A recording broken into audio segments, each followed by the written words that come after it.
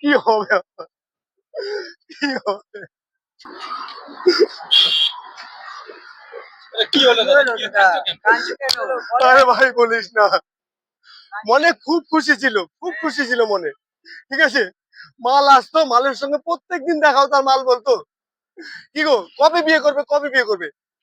কিন্তু আমি একদিনও বলিনি ওকে বিয়ে করবো, আমি শুধু বলেছি একই ডালে দুটো পাখি বসলে ভালো লাগবে না। ঠিক আছে, আগে ঘরের বউকে তাড়িয়ে দিই, তারপরে তুমি এসো।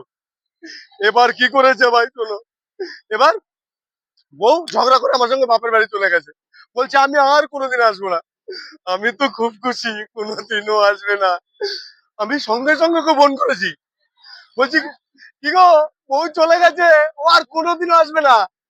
ও শুনে স্ট্রোক হয়ে মরে গেছে, স্ট্রোক হয়ে মরে গেছে। কি করবো বলো, আমার বউ গেল, মালও গেল, এইবার আমি কি করবো? যাক, ওর সঙ্গে আমরাও কেটে দিই।